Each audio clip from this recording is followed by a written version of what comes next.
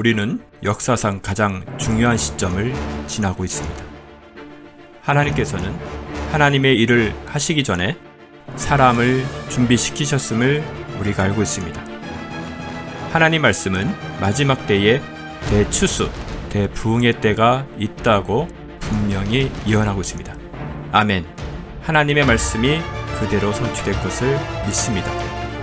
예레미야 눈물은 잠자는 교회와 영혼을 깨우기 위해 노력하고 있습니다. 이 가슴 뛰는 일에 함께 하길 원하시는 분은 카카오 채널로 연락 주시기 바랍니다. 당신은 위대한 하나님의 사람입니다.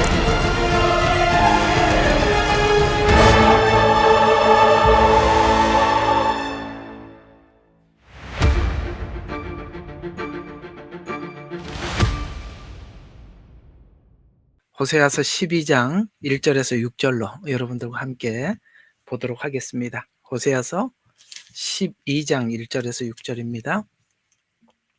자, 제가 봉독해 드리겠습니다. 에브라임은 바람을 먹으며 동풍을 따라가는도다. 그는 날마다 거짓말과 황폐함을 늘리는도다. 그들은 아시리아인들과 더불어 언약을 맺고 기름은 이집트로 옮겨지는도다. 주께서 또한 유다와 논쟁하시고 야곱의 그의 행위대로 벌하실 것이며 그의 행위대로 그에게 보응하시리라. 그는 태에서 그의 형의 발꿈치를 잡았고 또 자기 힘으로 하나님과 힘을 겨루었도다.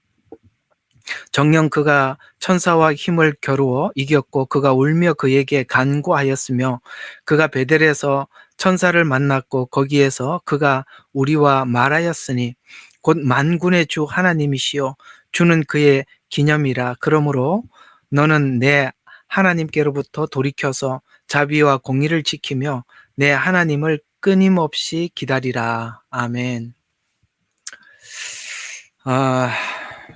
이런 호세아서 같은 내용은 그저 단순한 예언서 정도로 보면 이 내용에서 우리에게 주시고자 하는 깊고 깊은 의미들을 우리가 다 찾아낼 수 없을 만큼 내용이 깊죠. 저번 주에 여러분들에게 말씀드렸던 것은 이스라엘의 이런 돌이킬 수 없는 이 근성들, 하나님께서 한탄하셨죠. 내가 어떻게 너희를 포기하겠느냐. 그저 과거에 있었던 소돔과 고모라처럼 심판하고 멸망하고 그렇게 돌이킬 수 없는 거 아니냐. 왜냐하면 나는 너를 낳았고 길렀고 또 그야말로 부모가 자식을 잊지 못하듯이 그런 관계인데 어떻게 심판하고 내가 돌이키랴. 네가 그렇게 해결할 수 없다면 내가 해결할 수 있도록 해야 하지 않겠느냐라는 게 저번 주에 여러분들에게 말씀드렸던 이야기죠. 그것이 하나님의 해결 방법으로 꺼내놓았던 것이 바로 성육신 사건이다라고 말씀을 드렸습니다. 하나님께서 직접 오셔서 하나님 우리를 얼마나 사랑하시는지를 다 보여주시어서 우리 마음을 돌려놓겠다라고 결단했던 11장을 넘어서서 오늘 12장에 가서 지금 현재 이스라엘 백성들이 이 지경이 된 이유가, 이게 잠깐 이렇게 주석을 잠깐 해드리면, 에브라임은 북이스라엘을 지칭을 할 때 이렇게 에브라임이라는 말을 씁니다. 바람을 먹고 동풍을 따라가고 그냥 뭔가 우리가 세상을 거스르려 올라가야 되는데 그냥 세상이 흘러가는 대로 이렇게 살아가는 그 이유는 너희가 태생이 그렇다는 겁니다. 그 태생이 왜 그러냐면은 이제 야곱을 가지고 들어와서 이스라엘이 지금 이 지경이 된 것은 너희들의 태생이 그럴 수밖에 없어서 그렇지 않느냐라고 이야기를 하면서, 그는 태어나면서부터 형의 발꿈치를 잡았다는 말은 인간의 본성이 남의 것을 취하고 다른 사람의 것을 뺏는 것이 인간의 근본적인 본성이었기 때문에 너희가 너희 자신을 위해서 사는 것, 그러니까 오늘 여기 이스라엘 백성들을 애굽에서 꺼내 주셔서 가나안 땅을 주고 그런 축복들이 자기들이 받은 축복이 얼마나 놀랍고 큰 정말 보상이 아니라 그냥 하나님이 거저 주신 은혜라는 것을 알지 못하니까 뭘 줘도 자기만을 위해서 구하죠. 그러니까 뭘 줘도 그게 고마운 줄 모르고 감사한 줄 모르는 이유가 뭐냐면 이 야곱과 같이 인간의 본성이 그렇다는 거죠. 형의 발꿈치를 잡고 태어났다는 말을 여러분들이 어떻게 이해하셨는지는 몰라도 인간의 본성이라는 것이 이렇게 남의 거 뺏고 금어지고, 그러니까 성경에 보면 손 마른 병이라고 나오죠. 이렇게 손이 오그라들어 있는 거거든요. 이게 인간의 본성이라는 거예요. 예수님이 오셔서 손을 펴라고 말씀하시죠. 인간은 스스로 손을 펼 능력이 없어요. 그저 움켜쥐는 것, 빼앗는 것. 그것이 형 에서에게 축복을 받아내는 것으로 야곱의 그 근성. 그래서 오늘 여기 그 얘기입니다. 태에서 형의 발꿈치를 잡았고 자기 힘으로 산다. 그래서 그 자기 힘이 어디까지 가느냐? 하나님과 힘을 겨룰 만큼 인간은 그 빼앗으려고 하는 욕심과 욕망이 거기까지 가더라. 그런데 내가 너를, 이런 근성을 가진 너를 놓을 수 없다. 근데 이게 이제 조금 다른 의미에서는 이런 겁니다. 너가 그런 근성을 가졌기 때문에 하나님께 돌아온다면, 그 근성이 하나님께 쓰여진다면 여러분 어떻게 바뀌어지겠습니까?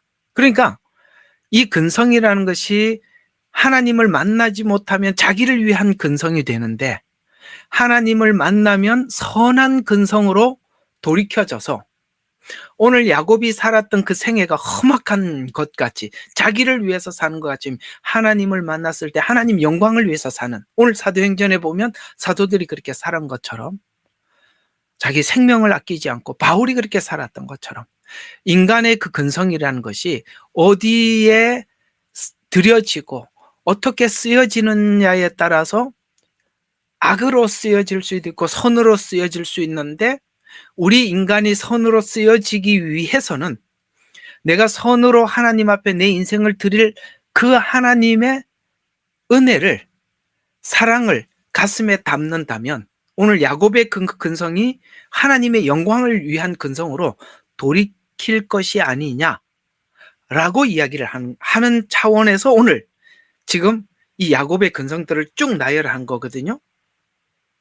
그래서 이제 뒤에서 쭉 이렇게 보면 너가 지금 살았던 삶이 이런 거다. 7절에 보면 그는 상인이고 손에는 속이는 저울을 가지고 있고 압제를 사랑하고, 그러니까 이렇게 해서 너를 위해서 살아왔다는 얘기죠.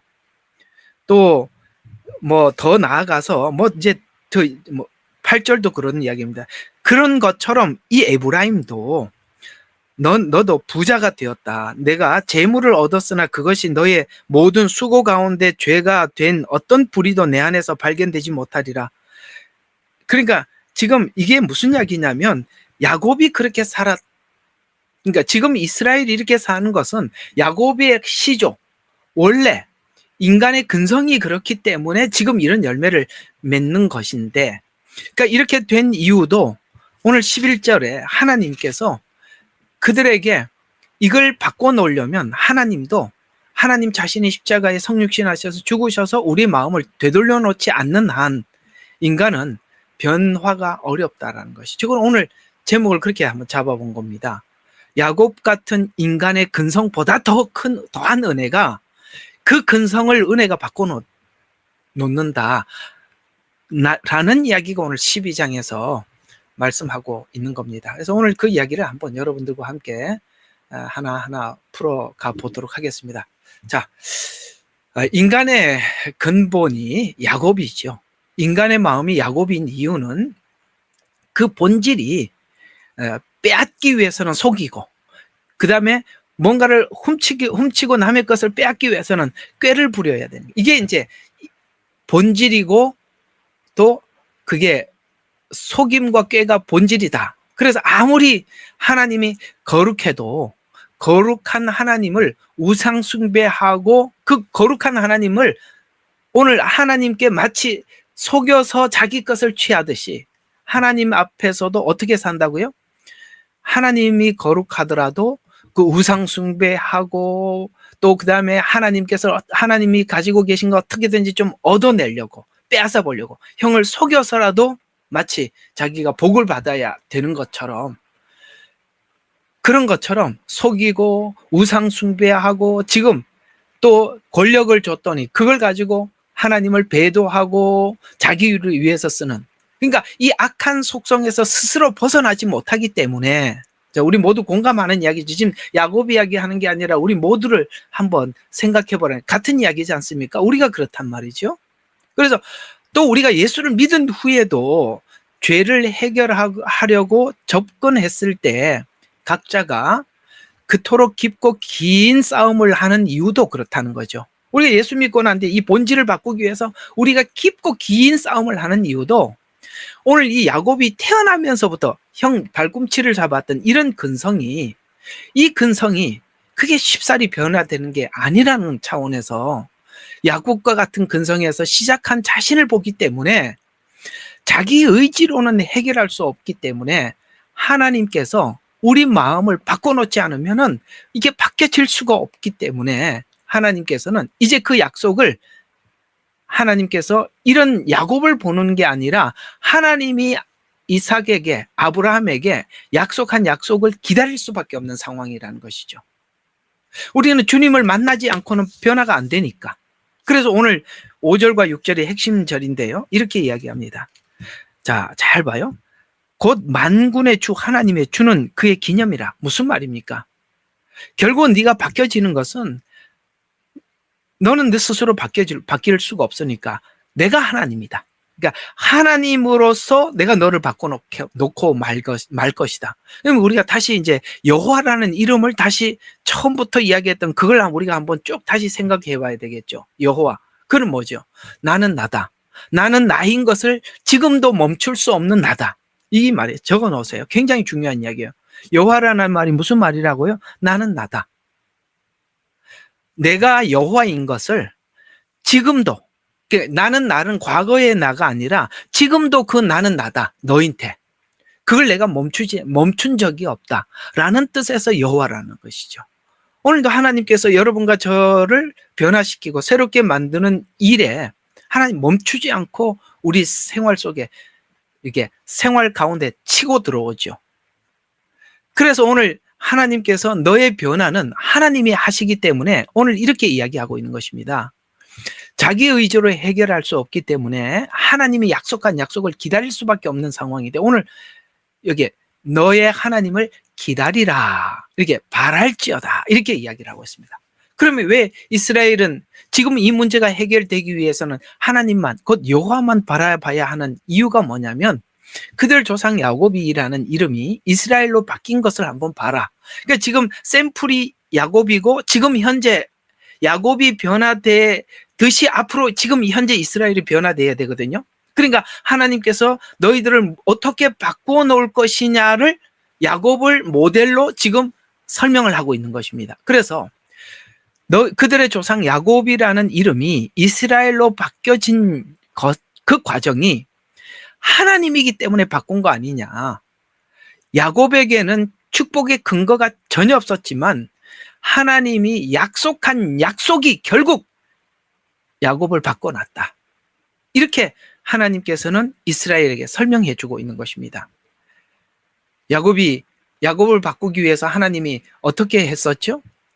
야곱은 어떻게 해야 되느냐면 자기의 정체성을 봐야 되기 때문에 하나님께서 이제는 그 어머니를 떠나서 스스로 어쩔 수 없이 라반의 집으로 가서 내가 오늘 여기 라반의 집에 가서도 뭐 했는지 한번 여기 좀 설명하고 있어요. 한번 이 본문에 나오거든요. 자, 어디를 보냐면은 12절을 보세요.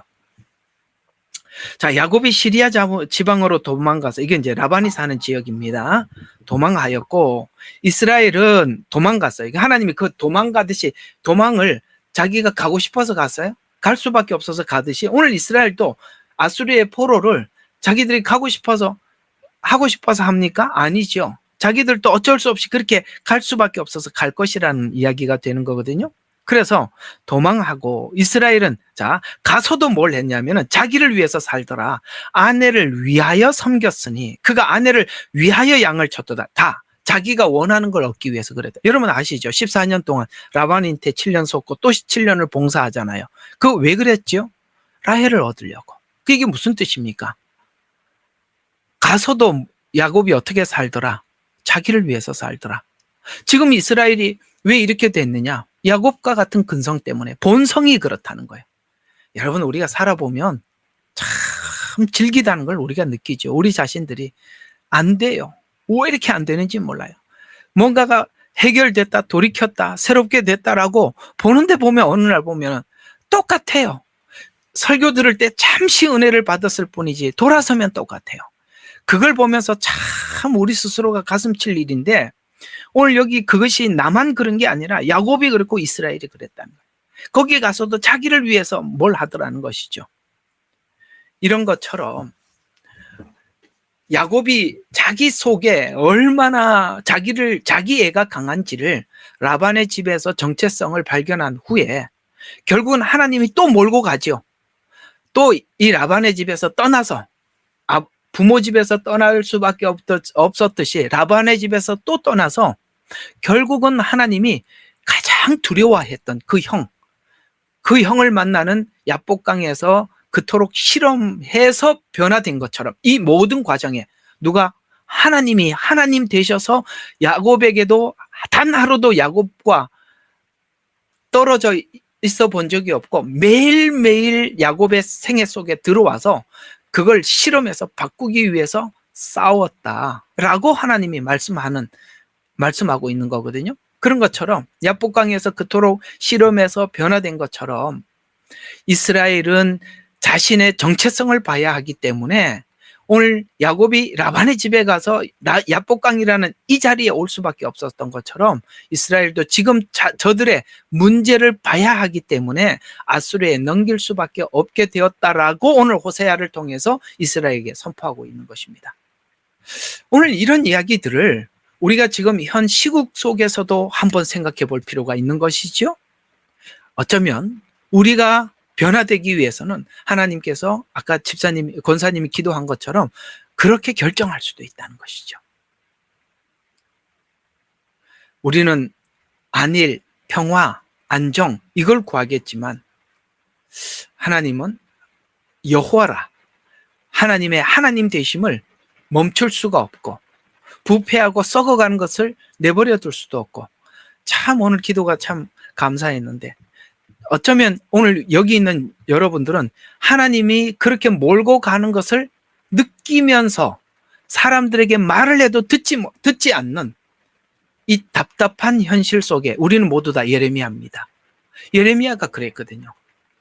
자기는 하나님께서 미래에 할 일이 눈에 보이고 이스라엘 백성들은 아무리 이야기를 해도 알아듣지 못하고 그러니 가슴을 치면서 울면서 하나님 그들에게 외치고 또 전해도 아무도 받아들이지 않아.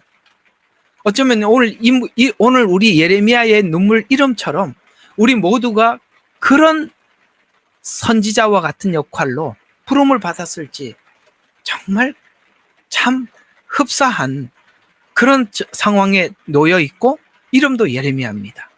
참 기가 막히는 노릇입니다. 어쨌든 계속 보면 이런 이야기입니다. 이렇게 해야 하는 것도 사실 하나님 앞에 하나님 자신도 얼마나 괴로운 일입니까? 사랑하면서도 넘겨줘야 하는 그 가슴 아픔을 이스라엘 백성들에게 알려주고 있습니다. 그래서 미래의 이스라엘에게 일어날 일들을 생각해 보면 여기까지 이해한 후에 12장에서 우리가 생각해 볼 것은 오늘 여기 이 앞에 있는 호세아서 11장까지 다 보고 난 뒤에 12장에서 우리가 생각해 볼 것이 뭐냐면 이스라엘이 불순종해서 멸망했는데도 회복이 되는 이유를 12장과 14장에서 다루고 있다면 앞에서는 그렇게 잘못을 지적을 하다가 하나님께서 왜 이스라엘이 회복되어야 하는지 그 근거가 하나님이 이스라엘과 약속했기 때문이라는 겁니다. 그러니까 우리 믿음이라는 것이 내가 하나님 앞에 믿음이 좋아서 우리 믿음이 하나님 앞에 인정받는 것이 아니라 그거죠. 하나님이 우리하고 약속했기 때문에 하나님이 그 약속을 놓지 않기 때문에 결국은 우리가 회복되고 말 것이다 라는 이야기가 오늘 12장, 13장, 14장에서 계속 다루고 있다는 것이죠. 그러면 오늘 이 호세아서에서 말씀하고 있는 하나님의 사랑은 어떻게 나타났는 겁니까? 아수르에 내보내서 그들을 들들 볶아서 새롭게 만들어서라도 데리고 오겠다라는 의지에서 하나님의 사랑이 나타나 있고, 또 이스라엘이 범죄한 것이 무슨 뜻인가라는 뜻입니다. 이 답을 야곱에서 찾을 수 있는데, 이스라엘 민족의 시작이 야곱과 방불한 존재라는 것인데, 너희가 누군지 야곱에서 잘 드러나 있다라고 말씀하고 있는 것입니다. 그래서 오늘 2절에 보면 이런 부분에서 야곱과 같다는 것에서 마치 야곱의 출생, 발꿈치를 잡은 것에서 그 생애 속에서 자기를 위해서 살았던 욕심에서 오늘 이 야곱 이야기를 창세기 25장 26절부터 쭉 보게 되면 오늘 그렇게 이야기하죠. 야곱이 형 에서의 발꿈치를 잡은 것에서 야곱의 에서에서 뒤처지게 되자 형의 발꿈치를 잡았는데 야곱은 원래부터 그런 자였다라고 약탈자라고 말하고 있습니다. 야곱은 원래 그런 자며 원래 그런 너희를 아버지이기에 같이 사랑한다는 것입니다. 그래서 오늘 여기 4절에 보면 이렇게 말씀하고 있습니다. 20년 동안 부자가 되어 돌아와서 형의 복수를 면하기 위해서 몸부림쳤던 사건을 기록하고 있는데, 야복강 사건이 야곱이 오직 자기 뜻을 이루기 위해서는 끝까지 그 형 앞에서도 모략을 꾸미고 마지막까지 고집을 부렸던 것인데, 야곱과 같이 인간은 욕심 덩어리라고 성경은 우리에게 말씀하고 있는 것입니다. 어떻습니까? 이게 지금 이스라엘에 관한 이야기라고 생각하십니까? 아니에요. 우리 모두가 그런 사람들이거든요. 그러나 하나님이 야곱을 축복하신 것은 야곱의 그 억척스러운 고집 때문이 아니라 하나님이 약속했던 약속 때문에 결국 야곱이 바뀐 게 아니냐. 지금 이스라엘 백성들이 아수르의 포로로 잡혀가더라도 돌아올 겁니다. 결국은 변화되고 말 겁니다. 지금 현재 살아가고 있는 이 시대도 이스라엘은 돌아오지 않고 있습니다. 그러나 하나님의 그 약속은 변함이 없고 하나님이 약속한 그 약속은 마지막 때 이룰 것입니다. 이건 지금 이스라엘의 그 무너짐, 우리가 우리 생애 속에 예수 믿고 난 이후에도 그런 모습들을 하나님 앞에 계속 보이고 있지만 결국 하나님께서 해내실 것이라는 그 믿음이 저와 여러분을 성화의 자리로 옮기고 성화로 우리를 새롭게 만들어가는 것이거든요. 이게 참 중요한 것입니다. 앞으로 로마서 하면서도 이 부분도 여러분들과 함께 깊이 다뤄볼 것입니다. 그래서 오늘 루스라는 지역에서 베델로 바뀐 이 지역 보면 이렇게 한번 생각해 볼게요. 창세기 28장 15절에 보면 보라 여기 가장 많이 나오는 단어가 뭡니까? 내가라는 이야기입니다. 하나님의 그 약속을 한번 생각해 봐요. 보라, 내가 너와 함께 있어. 너가 어디로 가든지가 정말 앞으로 가는 야곱이 가는 길들이 기가 막히네. 또 남들 속이로 가는 거예요. 그런데 거기 가더라도 내가 함께 가겠다는 거예요. 그래서 어디로 가든지 모든 곳에서 너를 지키고 내가 너를 다시 이 땅으로 데려오리니 누가 한다고요? 내가 내게 말한 바를 이룰 때까지 내가 너를 떠나지 아니할 것이라. 그 이유는 오늘 앞에 13절과 14절에 말씀한 것처럼 야곱에게 나는 너희 아비의 하나님, 아브라함의 하나님, 이삭의 하나님, 야곱의 하나님 이기 때문에 결국 내가 너를 돌아오게 할 것이다. 그 야곱 자신을 보면 아니지요. 그런데 하나님이 약속했기 때문에 결국 하고 말 것이다. 여러분 이 믿음 있으세요? 사실 우리가 이 믿음 때문에 하나님 앞에 끊임없이 나갈 수 있는 거거든요. 바로 우리는 다 야곱과 같습니다. 그러나 우리가 소망을 갖는 것은 그 야곱과 같은 우리들을 결국 하나님께서 바꾸어 놓으셨다라는 것을 우리는 성경이라는 이 텍스트를 통해서 우리가 확신을 가지고 있기 때문에 그런 것입니다. 그래서 아브라함은 하나님이 무조건 선택해서 무조건 약속한 자의 대표자라면 야곱은 하나님이 일하시는 방법에 대해서 아시겠어요? 그 약속한 일에 대해서 어떤 방법에 대해서 어떻게 해야 하는지 관심이 없는 대표자예요.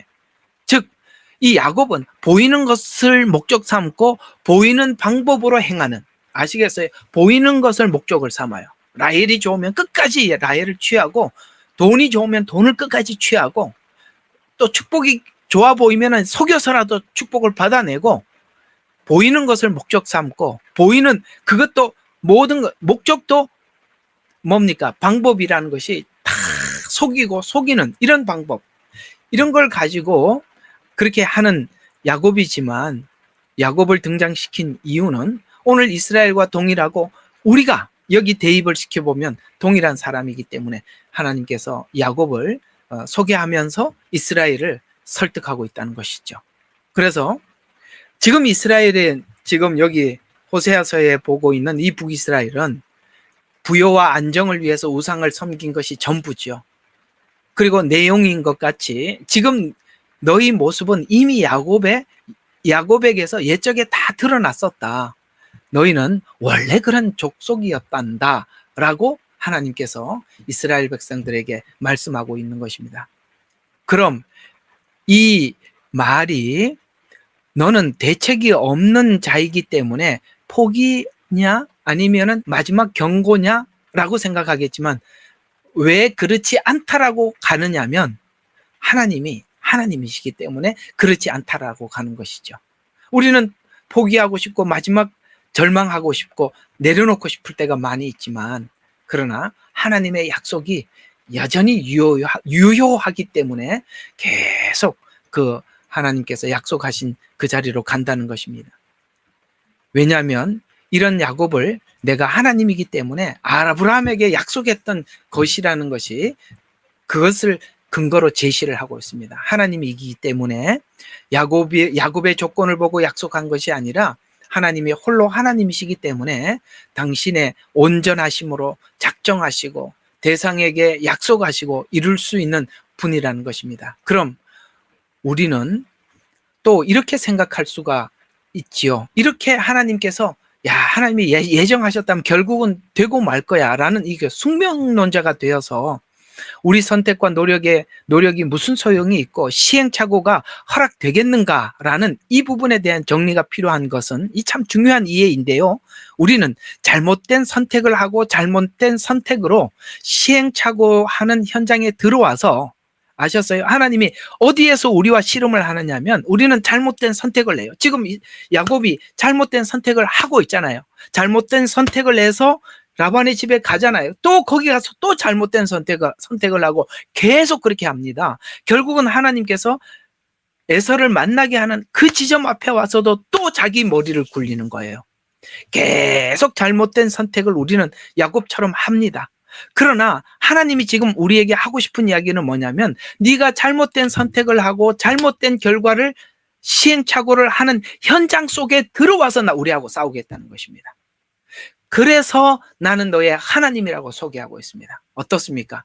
율법주의에서 말하고 있는 하나님과 많이 다르지 않습니까? 율법주의는 그렇게 설명하지 않지요. 틀리면 하나님이 버리신다고 말씀을 하고 있는데 하나님은 도리어 그렇지 않다라고 말씀하고 있습니다. 그런 것처럼 하나님의 목적은 우리의 실패와 부족함에도 불구하고 하나님의 목적은 이루어진다는 것입니다. 이것이 우리와 다른 것인데, 우리의 부족함과 부정함을 받아들인다는 겁니다.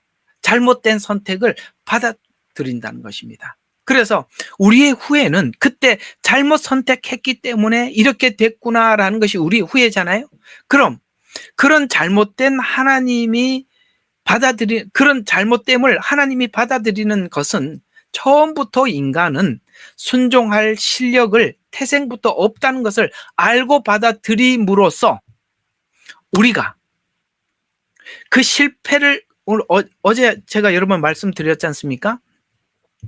아들이라도 고통과 고난과 눈물을 흘리고 하나님 앞에 간구하고 통곡을 해서 하나님 앞에 순종할 것을 예수님도 배웠다고 말씀하고 있습니다. 그러니까 우리가 잘못된 선택을 안 하는 게 전부가 아니라 잘못된 선택을 해서 뭐를 배우느냐. 아, 이게 잘못된 선택을 했구나라는 것을 우리가 배워서 하나님 앞에 나가도록, 우리가 잘못된 선택을 하면 우리를 내치는 것이 아니라 거기 들어와서 우리를 이해시키고 설득하는 일에 우리 하나님이 일하신다라고 말씀하고 있는 것입니다. 왜요? 지금 하나님께서는 아수르와 이스라엘이 지금 동맹하러 갔잖아요. 동맹을 하러 갔는데 동맹을 한 것이 도리어 나중에 문제가 돼서 아수르의 포로가 됩니다. 잘못된 선택을 했어요. 잘못된 선택을 한 이스라엘에게 하나님이 함께 가는 겁니다. 거기서 네가 어때? 잘못된 선택을 한 결과가 어떠냐? 매일매일 삶이 쉬우냐? 괴롭냐? 어떠냐? 라고 하나님 계속 묻지요. 그것을 통해서 우리를 이해시키고 설득해서 돌이키고 말 것이다. 이게 왜 가능하냐? 하나님이기 때문에. 사람은 그걸 할 능력이 없어요. 여러분들 부모도 그거 우리 그렇게 해줄 능력이 없습니다. 그래서 우리의 후회는 그때 잘못 선택했기 때문에 이렇게 됐구나라는 것이 우리의 후회인데, 그런 잘못됨을 하나님이 받아들이는 것은 처음부터 인간이 순종할 능력을 태생부터 없다는 것을 알고 받아들이기 때문에 그런 것입니다. 이스라엘이 이 모양이 된 것은 원래 너희 조상의 유전자다라고 이렇게 말씀하고 있는 것인데, 그럼 또 이렇게 생각할 수 있습니다. 그것은 하필 야곱의 인자를 타고나게 하십니까? 만약에 우리가 다른 유전자를 타고났더라면 이렇지 않았을 텐데, 이렇게 생각할 수도 있단 말이죠. 다른 말로 표현하자면, 왜 하필이면 아담의 후손으로 우리를 유전자를 주셔서 우리는 태생적으로 이렇습니까? 라고 우리가 얘기할 수 있겠지만, 아담 말고 다른 사람을 하시면 성경 전체의 과정이 필요 없잖아요. 그렇죠. 성경 전체의 과정은 인간의 타락을 하나님이 내버려 두지요. 그리고 그 긴 시간을 돌아와서 하나님을 이해하고 들어와서 자발적으로 하나님의 손을 붙잡게 만들지요. 바로 이 과정이라는 것이 필요하기 때문에 하나님께서 이걸 허락하셨다는 거예요. 자, 그러면은 우리가 성경을 보는 관점, 하나님을 이해하는 관점에서 굉장히 중요한 부분이 오늘 이야기 속에 지나가는 겁니다. 하나님은 우리가 죄를 지을 때 죄를 짓는 그 자리에 와서 죄를 짓지 말라고 손을 탁 치고 뺨을 때리고 머리를 꿀밤을 때리는 것이 아니라 죄를 짓는 것을 허락하셔서 우리가 이것이 죄라는 것을 스스로 이해하도록, 그리고 그 과정 속에서 우리가 내 속에 있는 악한 근성들이 얼마나 짙고 깊게 뿌리 내려져 있는지를 경험하게 하셔서 우리가 스스로 돌이키는 이 과정이라는 것이 그렇게 중요하다는 거예요.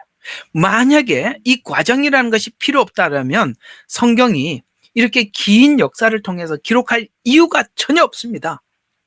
만약에 이 과정이 필요 없다면 하나님께서는 에덴 동산에서 아예 선악과를 치워버렸을 것입니다. 왜 선악과를 두었겠습니까?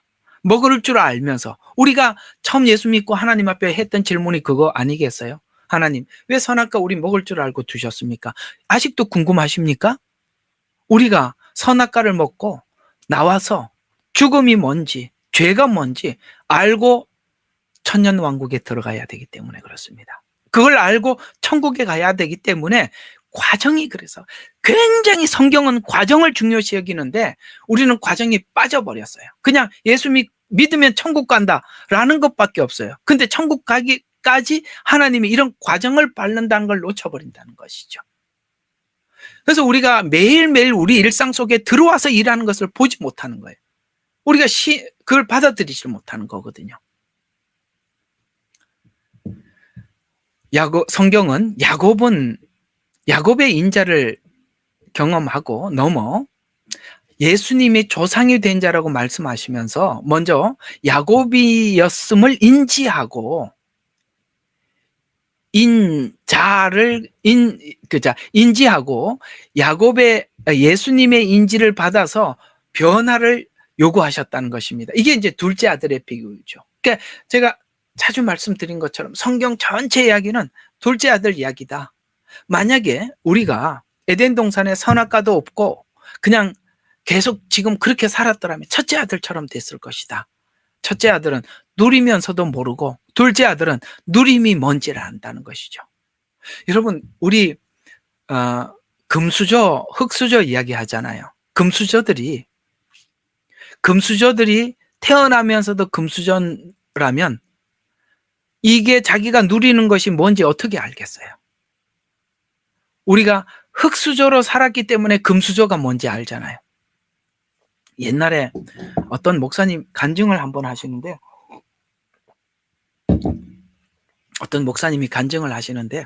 서울에 어떤 집회가 있어서 잠깐 놀러 갔다 차를 세워놓고 집회를 하고 내려와 보니까 누가 주차해놨던 차를 이렇게 반발을 박아서 찌그러져 있었던 거예요. 그래도 다행히 이제 그 젊은 애들이 둘이서 그 차를 박았는데 내려서 이게 어떻게 하면 좋냐고 막 이렇게 발을 동동 구르고 있더래요. 그래서 와 보니까 이제 목사님 차가 반바가 이렇게 찌그러져 있어서 이거 어떻게 할 거냐 이렇게 대략 보니까 아이고 이거 바쁘기도 하고 그래서 내가 이거 수리할 수 있도록 내가 수리비만 조금만 달라라고 그렇게 얘기를 했대요. 그랬더니 이제 몇 장이면 되냐라고 묻더래요. 그래서 이거 뭐 이렇게 자기가 대략 보니까 뭐 수리하는 데 가서 하면은 이거 한 2, 30만 원이면 될 것 같더래요. 그래서 한번 두세 장만 달라고 그랬답니다.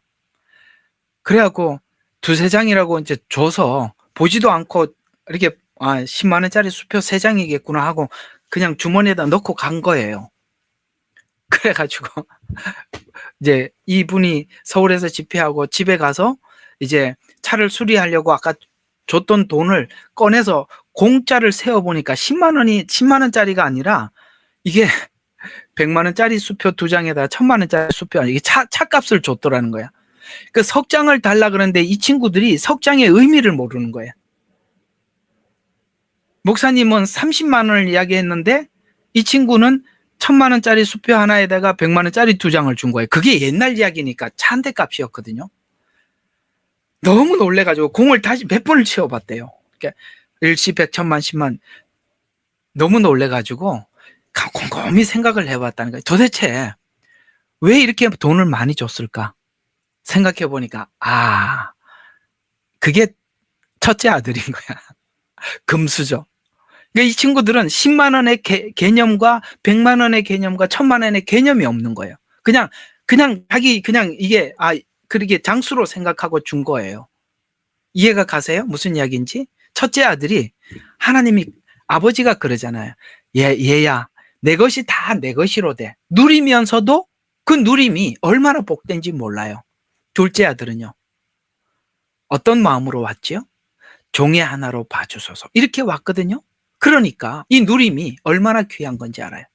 우리는 천년 왕국을 그립니다. 그리고 지금 공의롭지 않는 나라에서 공의롭지 않는 것을 경험하고 있어요.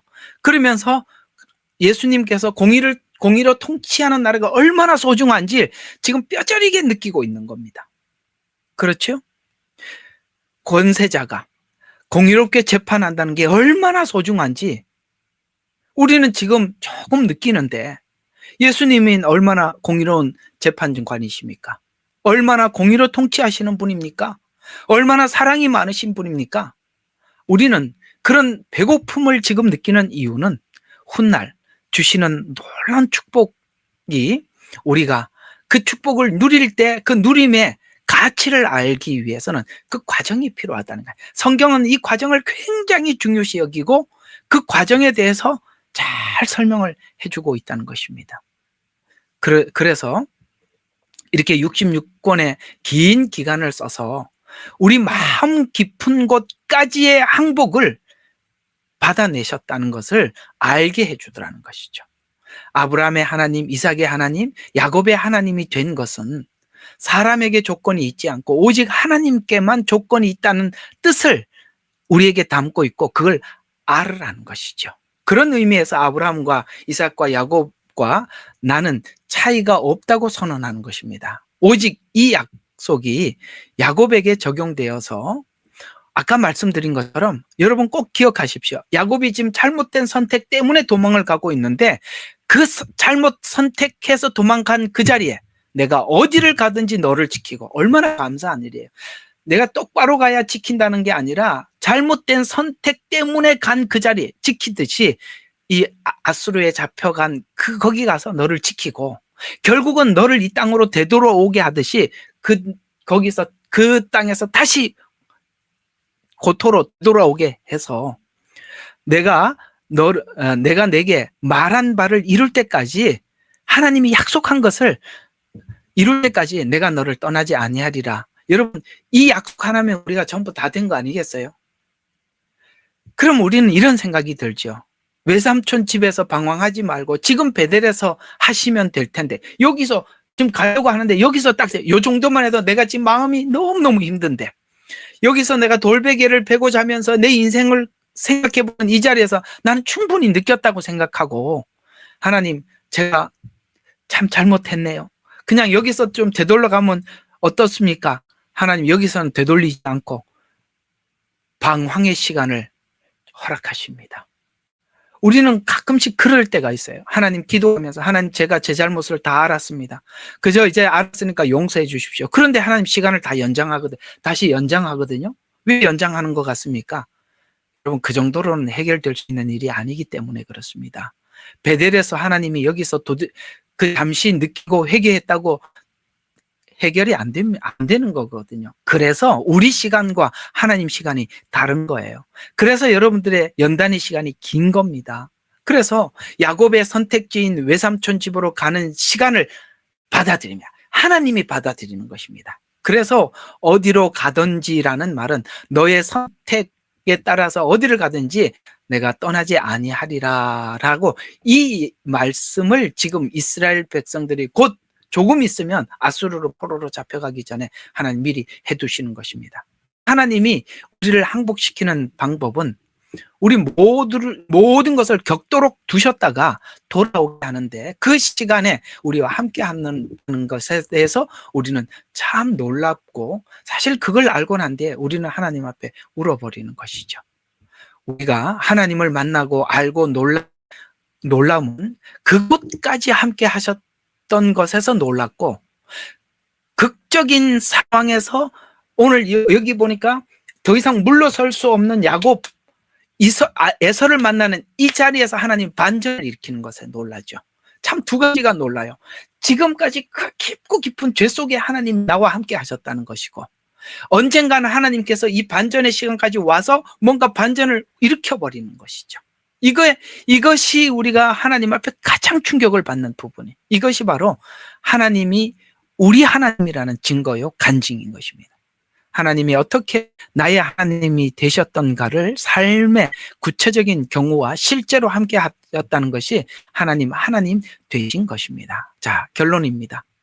야곱이 약속했던 그 약속이 지금도 유효하게, 내가 어디로 가든지 너와 함께 하겠다, 지키겠다라는 이 약속이 앞으로 이스라엘에게 벌어질 12장에 그 약속도 함께 하는 것입니다. 너는 아수르의 포로가 될 것이다.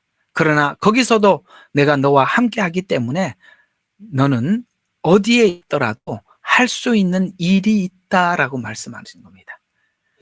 우리가 아무리 험악해도, 앞으로 우리에게 어떤 일이 닥치더라도 우리가 할 수 있다. 왜? 약속을 붙잡은 사람들은 어떤 극한 상황 속에서도 다니엘이 될 수 있고 다니엘의 친구가 될 수 있다. 왜? 하나님께서 결국 하고 말 것이니까. 그냥 우리가 여기 잡혀있는 이 아수르에 잡혀온 것이 끝이 아니니까. 하나님이 계획이 있으니까. 거기서도 너는 자비와 공의를 지킬 수 있다. 거기서도 너는 선을 베풀 수 있다. 하나님이 가지고 계시는 속성인 인자와 공의를 베풀 수도 있고 그걸 지킬 수 있다. 할 수 있다. 해봐라. 라고 말씀하고 있는 것입니다. 어떻습니까? 용기가 생기지 않습니까?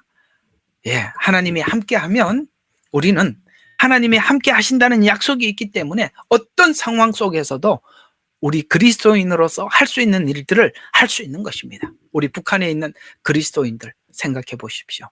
저 중동에 있는 그리스도인들 생각해 보십시오. 지금 저 중국에 있는 우리 그리스도인들을 생각해 보십시오. 그들은 그런 우리가 상상할 수 없는 상황 속에서도 하나님의 사람으로서 자신들이 할 수 있는 일을 하고 있습니다. 바로 우리의 이 변화는 바로 하나님의 인격, 하나님의 성품, 그 인격과 성품으로 만날 수 있다면 우리는 어디서도 그리스도의 향기를 발할 수 있는 것입니다. 오늘 이 말씀이 여러분들에게 큰 용기가 되시기를 주의 이름으로 축원합니다. 기도하겠습니다. 하나님 고맙습니다. 그렇습니다. 하나님이 함께 하시면 못할 일이 뭐가 있겠습니까? 오늘 야곱이 아버지는 잘못된 선택을 해서 잘못된 정말 고난의 시간을 기다리고 있는 그 시간을 향해서 가고 있지만 하나님은 그 잘못된 선택을 하고 간 길에 함께 하십니다. 결국은 하나님께서 하나님이시기에 돌아오게 하셨고 야곱은 언젠가 변화의 날을 맞이해서 그 이름이 이스라엘로 변화되었습니다. 하나님, 그럴 날들이 있게 된 것은 우리가 하나님을 붙잡아서가 아니라 하나님이 꼭 우리를 붙잡고 있기 때문입니다. 그러니 우리가 어디에서든지 무엇을 하든지 하나님의 사람으로 살 수 있습니다. 하나님, 오늘도 이 말씀을 가지고 용기를 얻을 수 있도록 하나님 저들을 축복하여 주시옵소서. 예수님 이름으로 기도합니다. 아멘. 예레미야의 눈물은 시대에 맞는 말씀 선포와 변질되지 않은 순수 복음을 외치고 있습니다. 함께 연결되어 하나님께 예배드리며 이 마지막 때에 하나님께 쓰임받길 원하시는 분은 카카오 채널로 연락 주시면 연락드리도록 하겠습니다. 고정 댓글에 채널 경고와 착제에 대비한 예비 채널과 제2채널 링크를 올렸습니다. 이 채널 또한 구독 부탁드리겠습니다. 감사합니다. 우리는 역사상 가장 중요한 시점을 지나고 있습니다. 하나님께서는 하나님의 일을 하시기 전에 사람을 준비시키셨음을 우리가 알고 있습니다. 하나님 말씀은 마지막 때에 대추수, 대부흥의 때가 있다고 분명히 예언하고 있습니다. 아멘. 하나님의 말씀이 그대로 성취될 것을 믿습니다. 예레미야 눈물은 잠자는 교회와 영혼을 깨우기 위해 노력하고 있습니다. 이 가슴 뛰는 일에 함께 하길 원하시는 분은 카카오 채널로 연락 주시기 바랍니다. 당신은 위대한 하나님의 사람입니다.